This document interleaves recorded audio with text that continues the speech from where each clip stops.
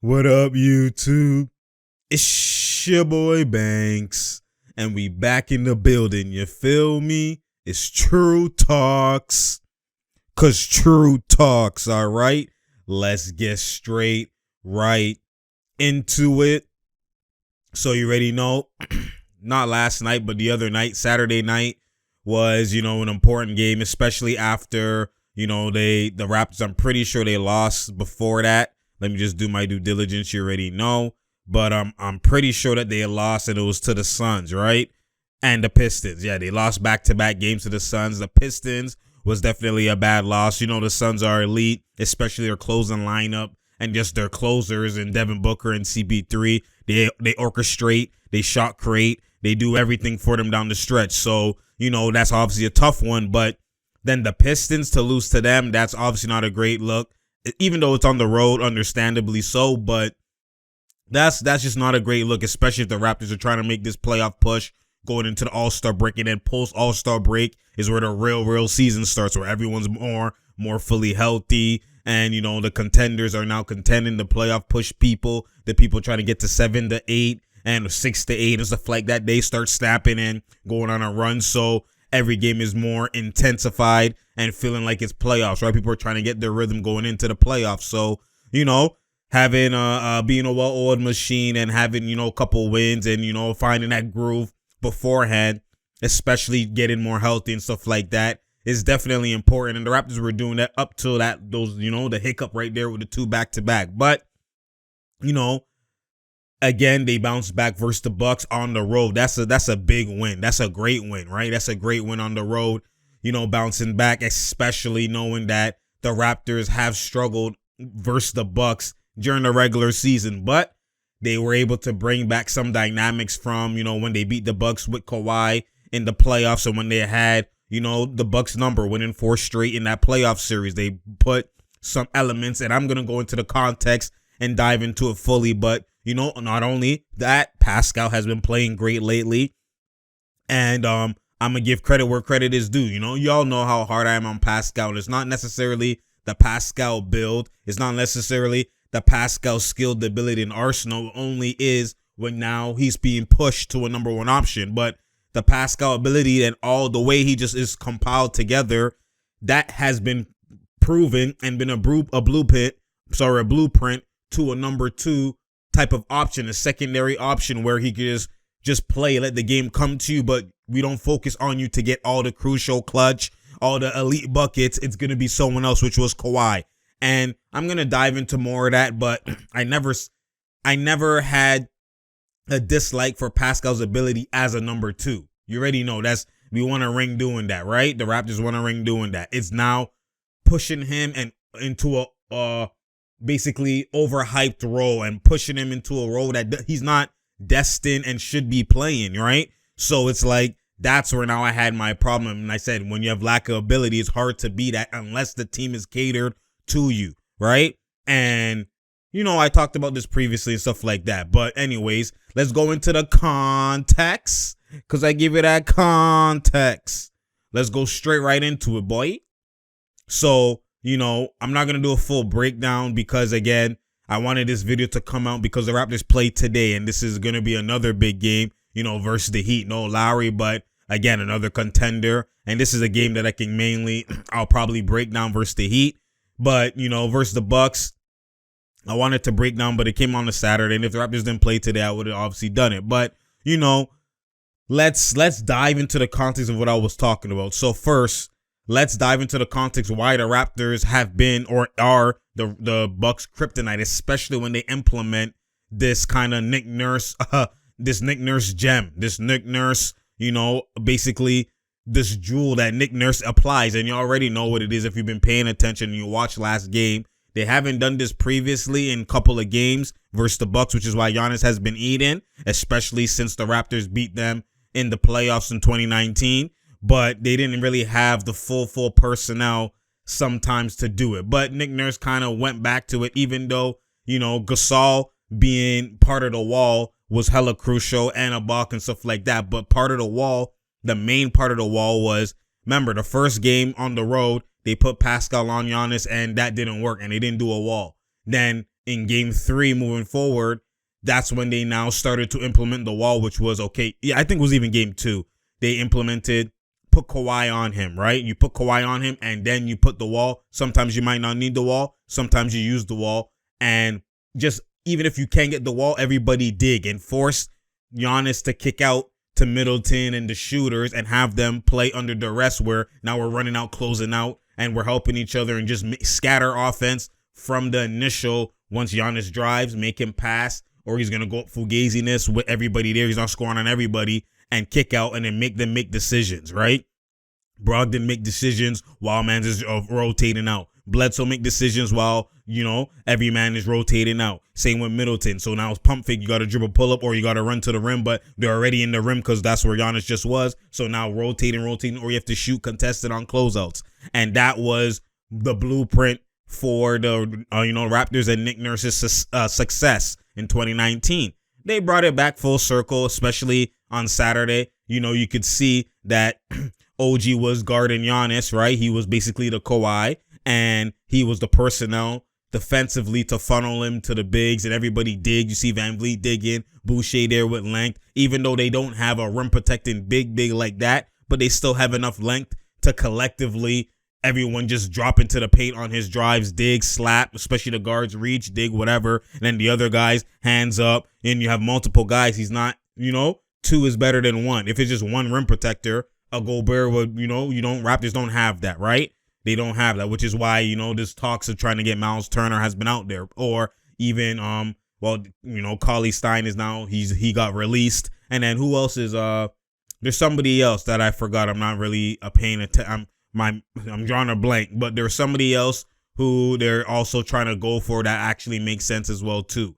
I forgot who it is. Damn, it'll come back to me. But a rim protecting big, and that's what they're trying to look for. So if you had that, then you could play this completely differently. Maybe you don't do the wall. You have OG on him, funnel him to the big, and you rotate off the bigs man on the, spotting up, which will probably be Bobby Portis. But anyways, they collectively dropped in together, and you'll see 4-mans there sometimes, 3-mans there sometimes, 2-mans, but everyone's funneling, and they brought that blueprint. And that's honestly, that's why the Raptors are the Bucks' kryptonite when the Raptors actually implement this game plan.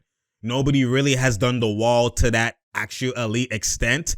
Everybody else kind of, the wall's the blueprint, but everybody else kind of, because again, it's not just the wall, right? You don't just focus on the wall. Wall is just the initial point. It's not even initial. It's the secondary point of it. There's basically 3, there's tertiary, roles in this wall, and maybe even, quadruple roles. But first, primarily, you have to have a guy who doesn't just get blown by recklessly, can kind of be on his hip, and he has good defense, which is what the OG, which is what the Kawhi does. You're still having a 6'7" defender, which is pretty good enough length, which means you don't have to put the wall in every scenario, right? He's going to get contact. He's not going to attack on all scenarios because cut off. You know what? I'm going to pass it out, run this handoff pick and roll, right?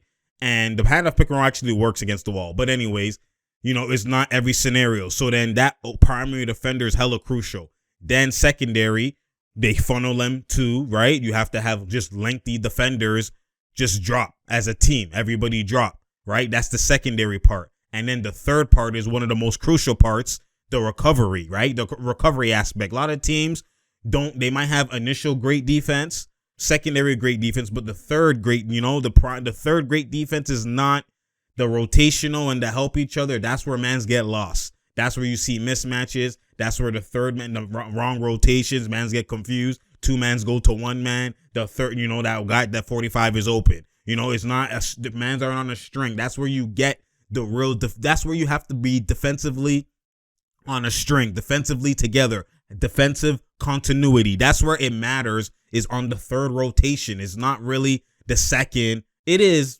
but the third is really where you really find out there's levels to these defensive teams. That's where the Suns are on a string. My goodness, their rotations are beautiful. You know what I mean? That's where the Nets sometimes struggle, the third rotation. The Lakers struggle even on the initial primary defense. You know what I mean? We're not going to do that. But, just other teams, you can get into levels of defensive continuity. There's levels to this, right? So, that's where the Raptors have been solid. They've been elite at. right? They're normally on the defensive string. Obviously, you're gonna make mistakes here and there, but for the most part, when they go into the wall, man's know, okay, you're the closest guy. The closest guy is going to rotate to the corner when that guy just passed to him. And then the next guy's going to rotate to the 45. And even though you're kind of a step late, because obviously you kind of doubled, you're closing out so recklessly that you're not really a step late. You're covering that step, right? So man's just, they have a shot and a man is closing out OD. Instincts is to pump fake. That man now helps the rotating. Now he passes to the 45 and a man was already rotating. The guy from the corner who just got beat on the pump fake rotated to the 45. Everyone's on the string. So now at some point, if you don't score within that 5-second window of rotation, man's is back and you have to do a one-on-one. That's kind of what the Raptors have been doing defensively, and you have to have that aspect to your defensive, abilities as a team in order to run this wall, scenario defensive scheme, right? You have to be able to do all three, and that's very important. That's why you don't see every team doing the wall. Because I've seen a couple people ask me, yo, Banks, why doesn't everyone just do the wall? Not everyone has the personnel to do the wall.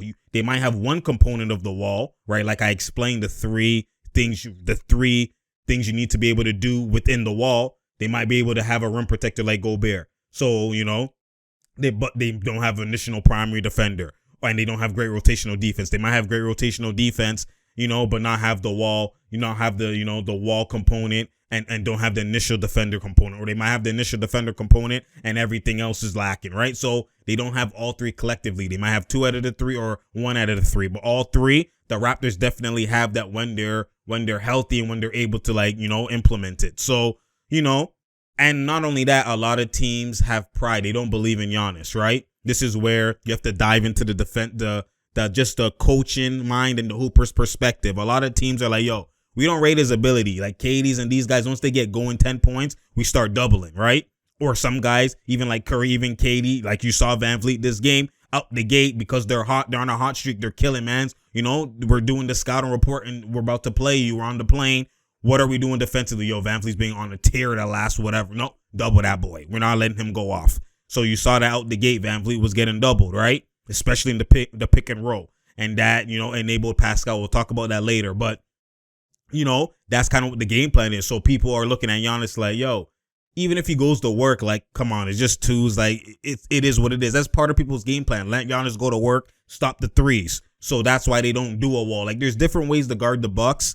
And, especially the wall works a lot when they don't have Jrue Holiday. When they have Jrue Holiday, the wall is not as successful because now penetration and ball handling and shot creating Jrue Holiday could do and take the ball off Giannis's hands, right? Middleton can do, but I don't know. It's just this dynamic when Giannis is there with Middleton. It's like they're just reluctant to just go to Middleton and run the PNR and let him shot create. I don't know what it is. It's just like they forget about him. So, but when Jrue is there, it's kind of like, okay, a point guard to ball handle. You know what? Here, right? So, like what I was saying, a lot of teams they have pride defensively and they're like, yo, you have to earn it, Giannis, or they have different ways to guard it. So they'll, like you saw the Suns, they'll put Ayton on Giannis. They'll put their defender with length on him who has mobility, just guard him one-on-one and everyone stay home on the shooters, right? And we do it like that.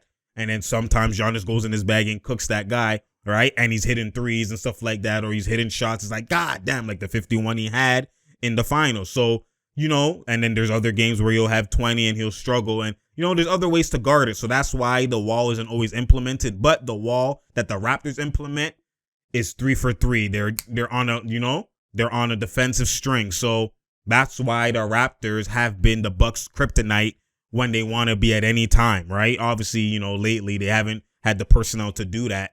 And so they've been getting cooked, especially when Pascal was at the 5 last year, right? And stuff like that. So it's like, Giannis just going to break their chest and whatever. But now when they have more length, even though they're not solid Gobert defenders, they're lengthy, right? You have Precious who has length, Boucher has length, and Pascal who has length. So it's not one-on-one. If they just one-on-one Boucher guarded Giannis, he'll cook him. Giannis will destroy him and break his chest. But collectively, length is where you need that, right? So that's what they did. And that was beautiful. That was beautiful to see.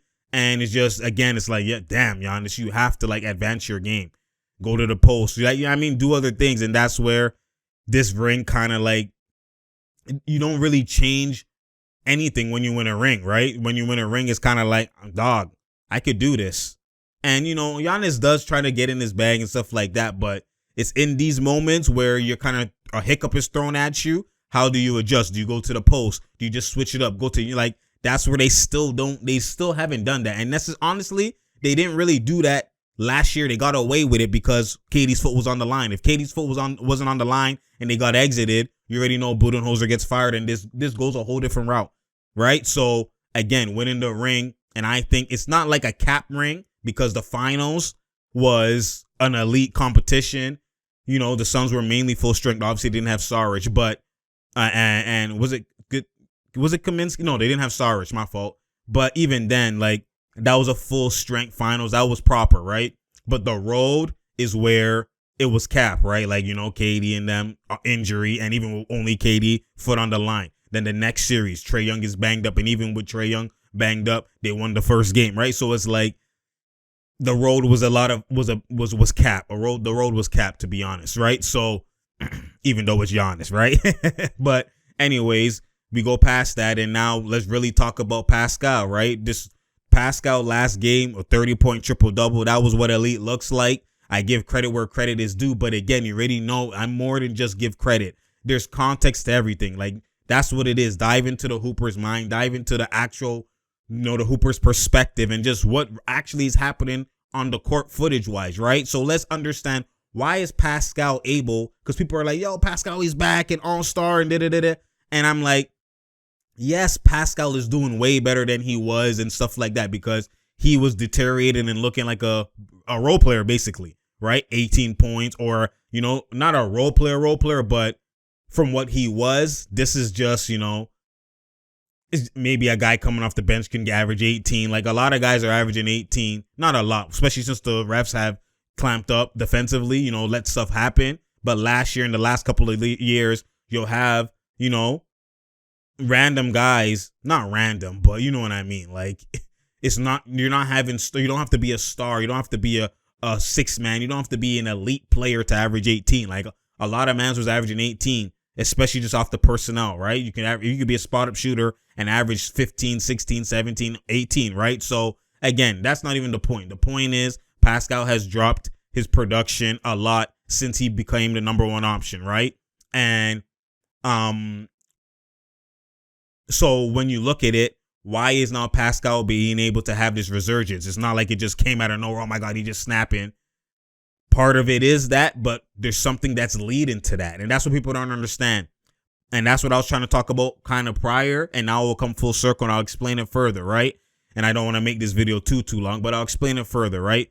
Pascal, his confidence wavers depending on, who's guarding him. That has always been known, and I've always dissected that, right? And that's why I've always struggled to, like, dog, this is not a number one option, Raptors fans. What are y'all doing? Why, like, Masai, like, all y'all are praising this guy to be the money, all of this into this number one option role when that's not the role that he's ever succeeded in. That's not the role. Like, it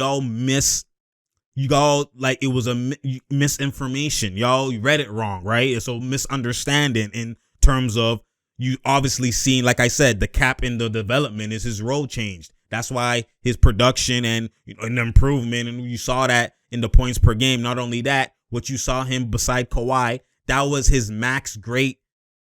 It's like, the best version of Scottie was in that role. Scottie Pippen, right? Again, with Jordan. That's the same thing with Pascal. That best version of him, when you put him in a number one, Messi individually might have a more bag and have games where, but to maximize the team and your ability in terms of like how far you could go and stuff like that, you'll get padded in playoff situations if you're the number one option, right? You'll get padded. You're not, like, that's why you've seen even with Pippen, he got frustrated because, again, they're going to Tony Kukoc, who has a bag in the clutch, right? Instead of going to Pippen, right? Pippen in some games will display a bag, but like, it's not like it's a guaranteed bag like that. He's just throwing out the best version of the team and of, him, where he's like all his all-star years and everything like that. Majority of it is alongside Jordan, padding, playing that role, facilitating, getting in transition, just reading the game, just playing freely, right? Because you have a guy who draws all the focus in MJ, right? That's kind of what was similar. You have a guy in Kawhi who draws out of focus, so Pascal could run in transition. He's not just the main guy just cooking in half court, give him the ball and let him go to work, everybody move out the way. That's not what Pascal game was, and they were trying to force Pascal to be that when Kawhi was gone. And I was like, guys, what are you really doing? Do you have Van Vliet? You have Lowry. You have OG. You have other guys with a bag. Like, that's what we need to go to. And then as Pascal was, diminishing, that's what transpired, right?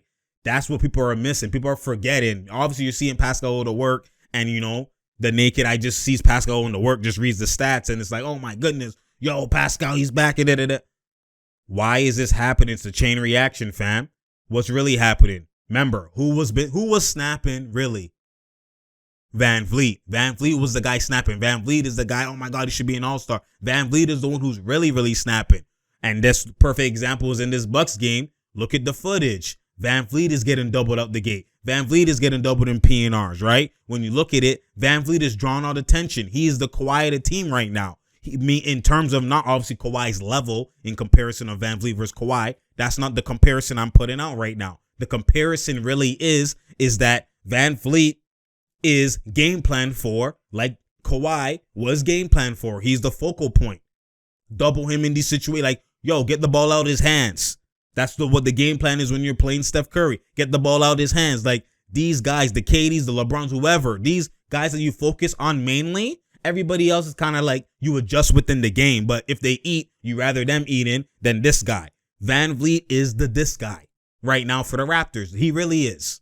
So when you look at it, that's why he's getting double. That's why he's running PNR with Pascal. He's getting double. Now, again, credit to Pascal. He is hitting shots, because even if you game plan against Van Vliet, and you pass it to Pascal, like you see in the gaps he's shooting, he's letting the game come to him, and he's hitting shots. He's confident enough. But again, that's what I try to dissect into the hooper mind, into the confident aspect of basketball, right? The coaching aspect of basketball. If we focus on Van Vliet, Pascal now dives back into the role he thrived in. The secondary option, we're not just giving you the ball ISO every play. Like, you're getting it within the flow. If you have a mismatch, go to work. If, Van Vliet maybe he's out the game and we're in transition, you ball handling, now you're doing stuff and you're coming downhill. But that's all because he already gained his confidence by getting it through Van Vliet, getting it through, man's aren't focused on you, getting it through mismatches like he always was alongside with Kawhi. Now it's like, I can ball handle more. Now you see the triple doubles happening. Now you see him without Van Vliet. Van Vliet now is spotting up, and you see the game change. When Van Vliet was getting doubled so much, the game was changing when Pascal now was coming down, and he's basically the Giannis of the Raptors, where now they build a wall, not a wall, but like they kind of double and gap and dig. When he drives into the paint, he's kicking it out to shooters, splashing. They can now come back, right? Now they go back to Van Vliet, PNR. Van Vliet now gets his mojo. You know what I mean? Like, they focus on Van Vliet, so now Pascal's confidence has now opened up due to him hitting shots by getting open through Van Vliet. And now he's back to playing how he was playing alongside Kawhi. And that's what people aren't understand. That's why you see the numbers go like this. That's why you see the resurgence that it looks like and that it feels like with Pascal go like this. Now, again, it's not to take credit away from Pascal. It's just using the eye test and diving into a deep level context into what's actually happening, right?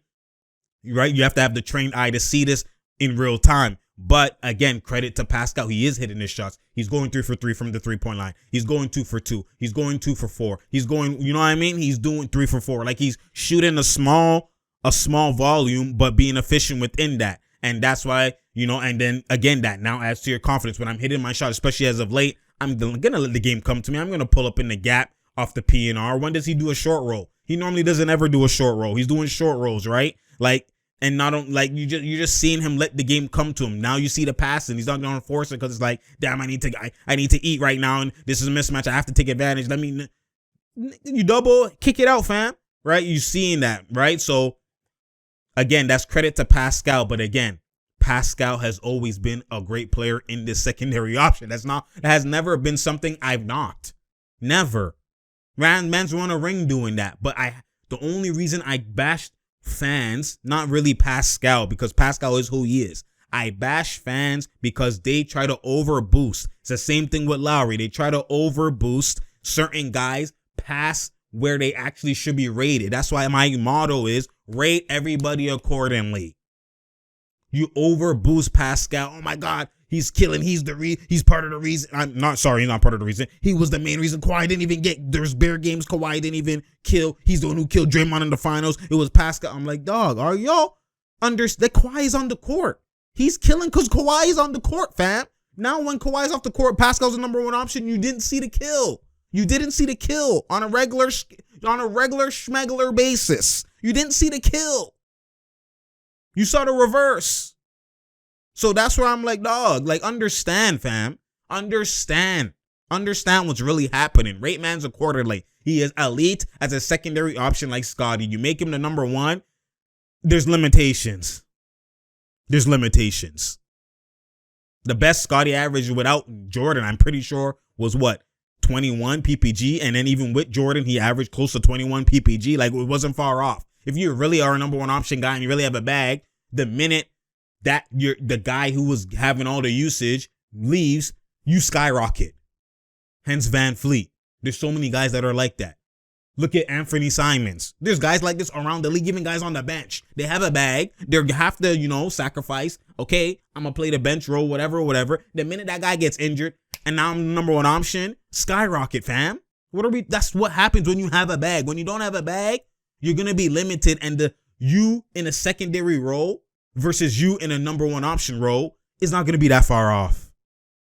Unless the team says, you know what? Let's perfectly build this team just for you to hide your weaknesses. Like Giannis. That's why you see him as a number one option. Let's say he was a secondary option somewhere else, and now he's a number one option with the Bucks. You see it perfectly fit. We're going to get a center who can shoot threes. Lopez going to corner, fam. No post up for you. Look at Lopez. The minute Giannis gets injured, like what I'm saying, you see the bag come out. He goes to the post, and he killed the Hawks in the playoffs. 27 points. How many rebounds? Like, looking like old school Lopez. But again, like I was saying, when Giannis, you build the team perfectly for him, your weaknesses is, you don't really shoot and you need the paint. So let's get shooters all around you and you just go downhill, fam. The paint is you. The paint is all you.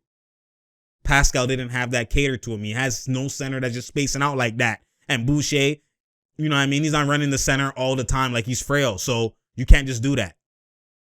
So you have a chewer. You have guys who aren't shooters. So now Pascal, again, like before, even last year, they had Baines and, you know what I mean, Lannon.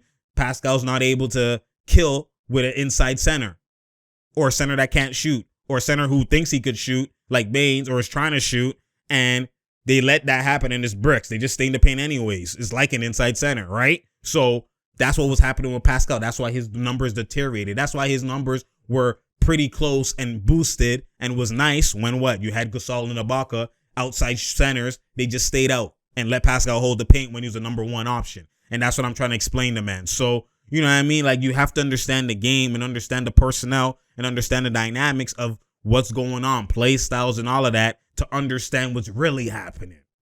And that's where I'm trying to give context, give that IQ. That's what I do. You feel me? So, when you just look at it from that perspective, like, dog, Pascal didn't have that catered to him. So again, like what I was originally saying, if like Scottie Pippen, the guys who are limited will snap on their own team being the main guy, if it's catered to them, which is why I said, Ben Simmons, y'all haven't even really seen the real Ben Simmons.